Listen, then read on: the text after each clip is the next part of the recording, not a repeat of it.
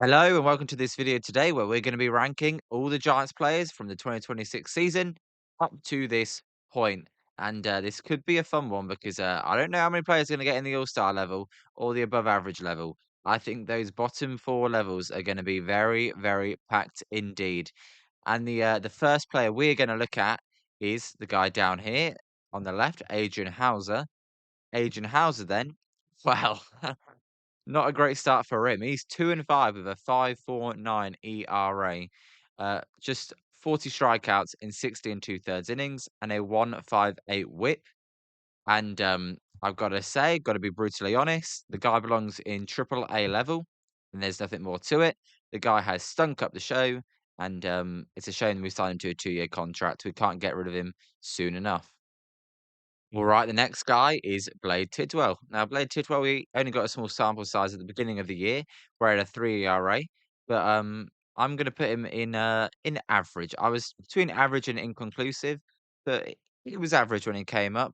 Got sent back down, but average. And there's a lot of inconclusive players, so I'm going to put him in average.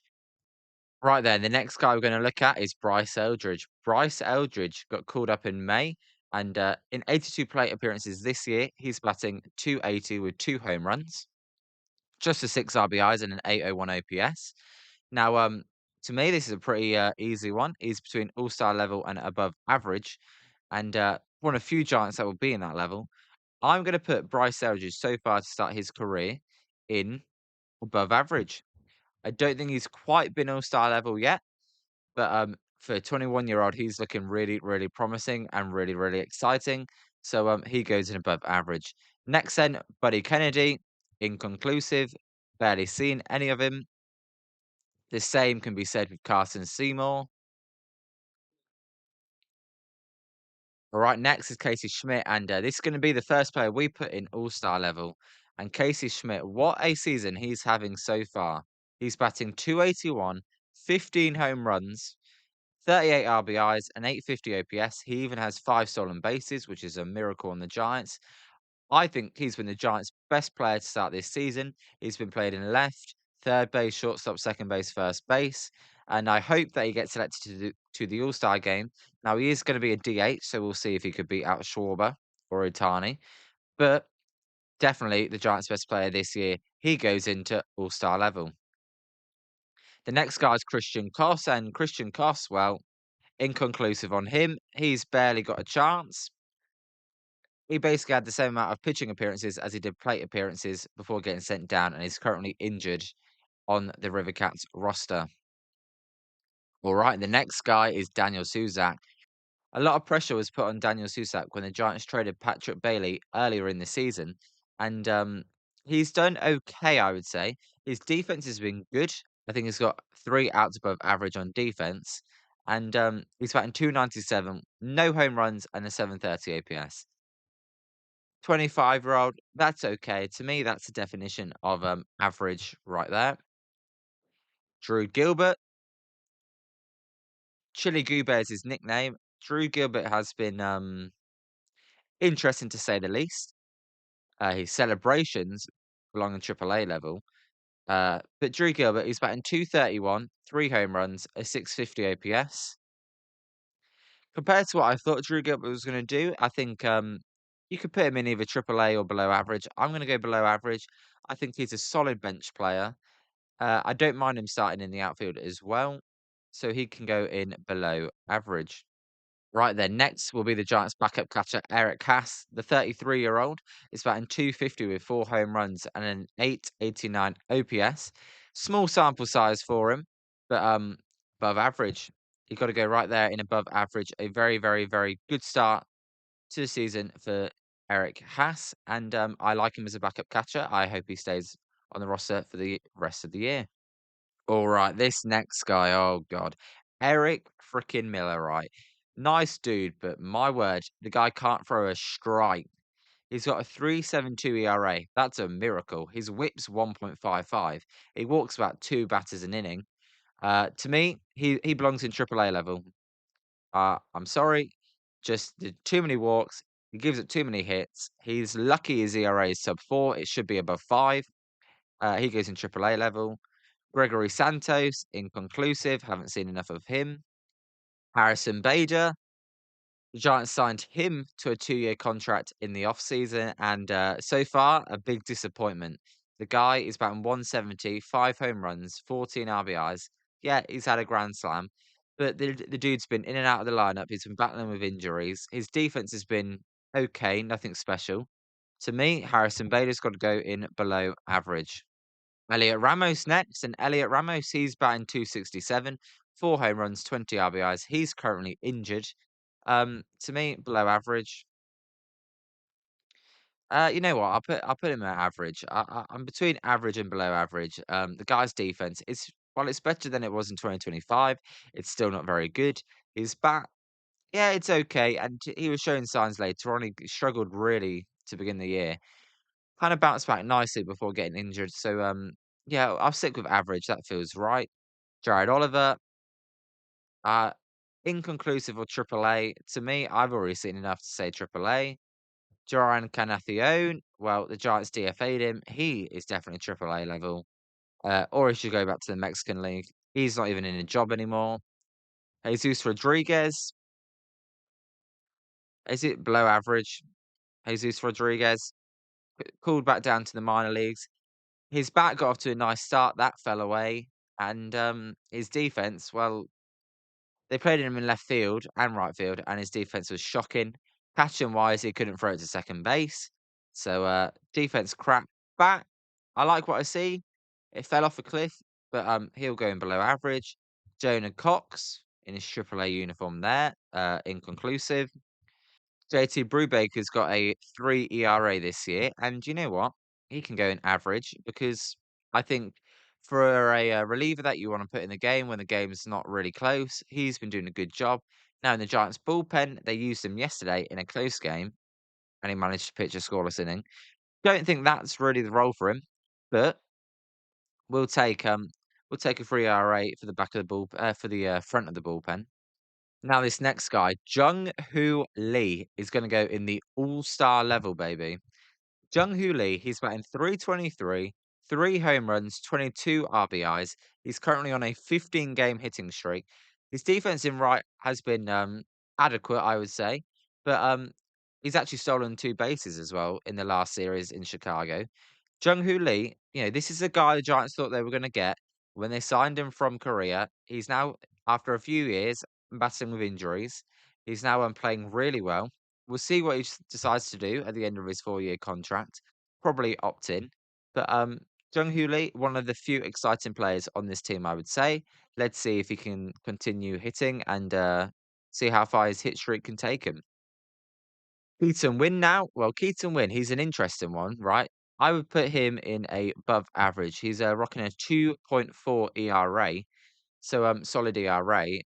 Not going really a closer though, as he did blow the save last time out as Pete Crow Armstrong hit a home run. So I would say he belongs maybe in the eighth inning, but I think he's actually been the Giants' best reliever this year. He can go in above average in what is a crap bullpen. That's the one guy to me that stands out. But still, why I suppose he didn't sign a closer, I do not know. All right, next guy is Landon Roop, and Landon Roop's an interesting one for me. He's 5-6 with an exact 4 ERA and a 1.29 WHIP. I'm actually going to put Landon Roop in the top of average. I'm between average. In fairness, you could probably have him in below average, average, or above average. To me, I actually like what Landon Roop's done. He got off to a really good start, fallen off a cliff a little bit, had a nice bounce back start in Wrigley. I like Landon Roop a lot. He's probably my favorite Giants pitcher to watch. It's all about walks for him. He just seems to lose command in the middle of the inning. If he can lock that in, I could see him getting into All Star level by the end of the year. Actually. Um, and his expected numbers are pretty good. So Landon Root will be an average for now, but come the end of the year, it wouldn't shock me if he moves up. This next guy, Logan Webb, is an interesting one. Logan Webb, he's 3-4, a 4.25 ERA, a 1.26 WHIP. Now that is not Logan Webb like numbers, and he was battling that injury that he missed some time with.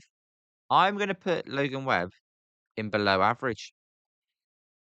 And the reason I'm going to put him in below average is because compared to what you expect from him, this year has been below average. The other guys, Landon Reap, yeah, they've got a similar ERA. You don't expect Landon Reap to pitch like Logan Webb. So Logan Webb, for me, goes below average. Look, if you want to get in the comment section below and you disagree, feel free to leave a comment. But Logan Webb's been a disappointment. Is the prime past him? Are his best days behind him? The guy is an innings machine. Has that finally caught up to him? We'll see. He looked good in Milwaukee, so hopefully he's turning the corner. But for now, it's below average. Now, Luis Rise, I was not a fan of when we signed him, but boy, has he proved me wrong. This guy's going straight into the All-Star tier. Luis Rise, then, 323 average, the same as Jung Hoo Lee, 2 home runs, 25 RBIs. They're kind of Luis Rise numbers. That's what you expect. But his defense has been what has made him an All-Star level player this year.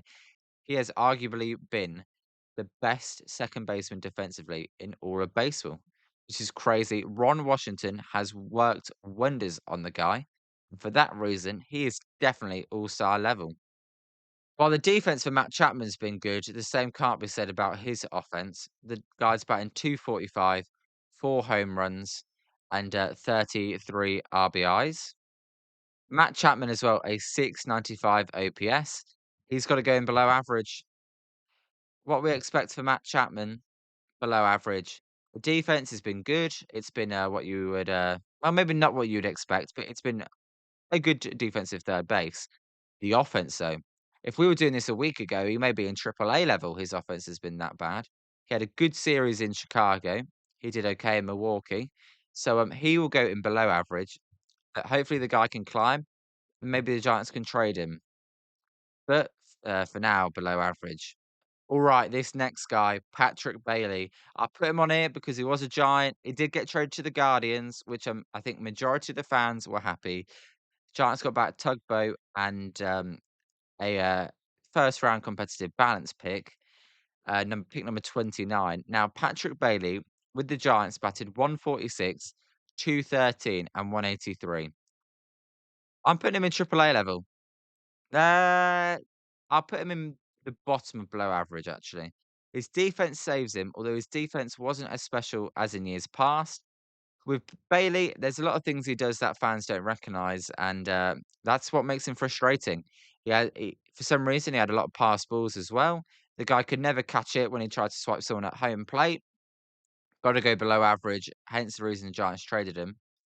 And well, this next guy, Rafi Devers.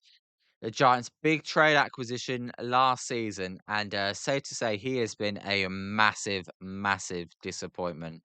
Batting 240, 8 home runs, a 293 on base. It was 400 last year when the Giants traded him for him. It's now 293, and OPS is 712. That's around league average. WRC plus of 100. He's got to go in below average. His defense has been actually pretty good. His offense has been a major disappointment. You know he's not going to steal bases. In hindsight, would the Giants have been better keeping Kyle Harrison and then having Bryce Eldridge play first base? Yes. Hindsight's a luxury though. So Rafi Devers below average, really disappointing. I don't like what I've seen from him. As we get on to the next guy, and that will be Robbie Ray. Robbie Ray, below average. What a disappointment Robbie Ray's been. Got off to such a good start. Now he's 4-6 with a 4.12 ERA, a 140 whip. The dude cannot get through 5 innings. He walks a million batters per pitching outing. And I thought the Giants may be able to get a good prospect from at the trade deadline. I don't know. A guy that goes 5 innings and walks a lot. We'll see. But really disappointing season from Robbie Ray. So he goes into below average. And I'm just looking at the next guy, Ryan Walker. Ryan Walker straight into triple A level. The Giants went into the year hoping Ryan Walker would be the closer, and what a mistake that was. I think any fan could have told you that the dude does not have it. He's got a 6.46 ERA, hence he got sent down to triple A. Ryan Walker, man, he can only throw the sinker for a strike. The sliders become a nothing pitch, And that famous at bat against Schwarber, where he threw 7 straight sinkers and he blew the save as the Giants got swept in Philadelphia. The dude had to get sent down to AAA. And another reason, Buster Posey, why did you not sign a closer with proven experience?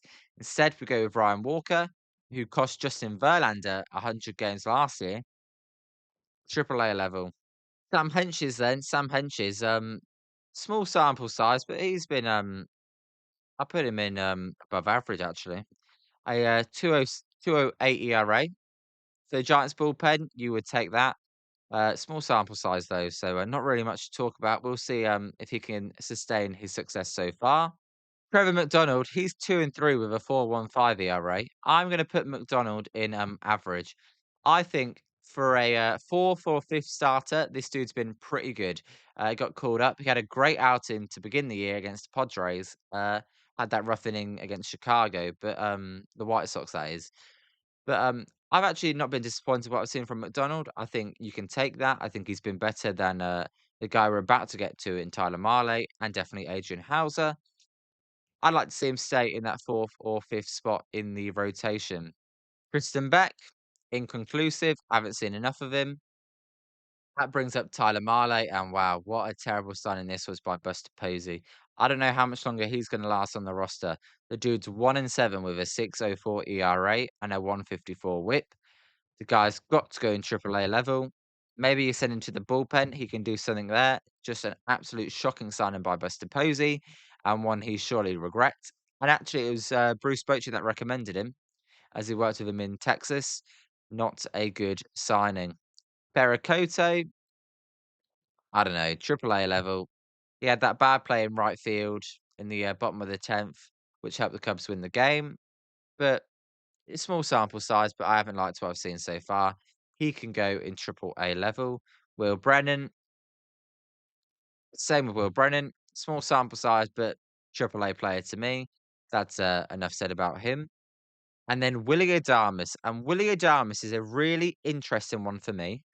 The guy is batting 242, 11 home runs, and a 734 OPS. You look at that and you go, yeah, that's pretty good for a shortstop. You can take that.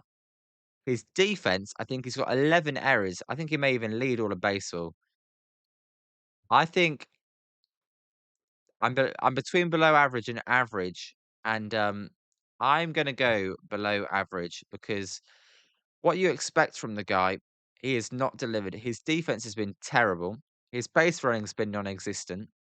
Actually, yeah, below average, definitely. His base running's been awful because everyone knows what he did talking to Mookie Betts and forgetting how many outs there were. So he belongs in below average.